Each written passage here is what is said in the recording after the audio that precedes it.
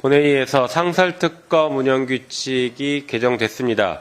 대통령과 대통령 가족의 범죄 의혹에 대해서 상설특검도 병행할 계획임을 말씀드립니다. 그런데 이에 대해서 대통령실은 반헌법적이다라는 얘기를 하고 있는 것 같습니다. 전혀 그렇지 않습니다. 상설특검 운영규칙은 여전히 상설특검법에 따라서 대통령에게 임명권이 있습니다. 헌법에 정확하게 부합합니다. 오히려 상황이 이 정도가 됐음에도 불구하고 수많은 증거들이 나옴에도 불구하고 대통령이 특검을 수용하지 않고 계속 거부권을 남발하고 있는 것 자체가 반헌법적이다라는 것을 분명하게 말씀드립니다. 최근에 잘못을 저지른 검사를 국회가 징계하겠다라고 하니 검사들이 집단 행동들을 하고 있습니다. 대통령과 김건희 여사에게 충성 맹세 중인 것입니까? 검사들은 행정부 공무원에 불과하다라는 것을 분명하게 인식하고 경거망동하지 말 것을 경고합니다. 그들에게 우리 헌법에 뭐라고 규정되어 있는지를 좀 알려드리겠습니다.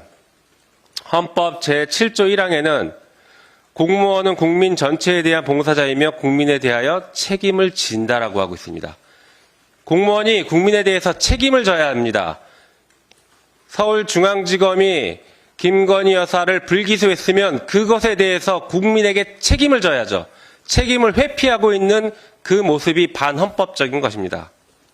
한편 헌법 7조 2항에는 공무원의 정치적 중립 의무를 규정하고 있습니다. 여기까지는 다 알고 있는 것들이죠.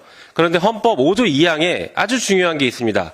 국군의 정치적 중립 의무를 규정하고 있습니다. 공무원의 정치적 중립 의무를 7조에서 규정했는데 5조에서 왜 또 국군은 특별히 정치적 중립 의무를 규정했을까요? 그동안의 군사 독재 시절을 거쳤기 때문에 우리 헌법에서 87년 헌법이 만들 때 국군의 정치적 중립 의무를 특별하게 규정한 것입니다.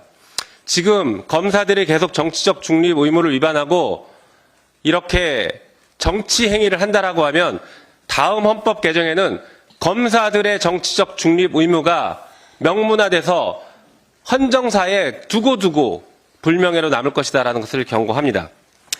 이렇게 정치적 중립 의무를 위반하고 공무원들이 집단 행동을 하는 경우에 정부의 대응은 그동안 매우 강했습니다. 그런데 이상하게 검사들에게만 다른 것 같습니다. 그동안 어떤 대응했는지 몇 가지 사례만 들어보겠습니다. 2006년 대구지방검찰청에서 근무했던 검찰 수사관이 내부통신망에 공무원 노조 결성을 독려하는 글을 올렸다가 직위 해제당했습니다. 검사가 아니라 검찰 수사관은 가혹하게 직위 해제했습니다. 그리고 고양시에서 SNS에 게시된 안내문에 노란색 숫자 5가 적힌 글씨 이것이 있었다는 이유로 특정 정당을 연상하게 한다라고 해서 감사원에서는 고양시에 주의 통보 조치했습니다. 경찰국 신설에 반대했던 유사명 총경은 정직 3개월 받았습니다.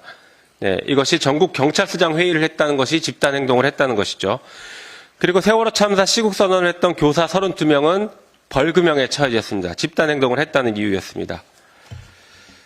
이렇게 다른 공무원들은 정치적 중립 의무를 위반했거나 집단 행동을 했다는 이유로 징계를 받거나 처벌까지 받았습니다. 그런데 대한민국에서 유일하게 검사들만 아무런 제재를 받지 않고 그들만의 특권을 계속 유지하고 있습니다. 국회는 더 이상 좌시하지 않을 것입니다. 오늘 법사위에서 이런 검사들에 대해서 감사원의 감사 요구를 의결하는 것을 처리하고 내일 본회의에서 표결 처리할 계획입니다. 그리고 더 나아가서 필요한 법적 조치는 국회에서 반드시 취하겠다라는 것도 말씀드립니다. 이상입니다.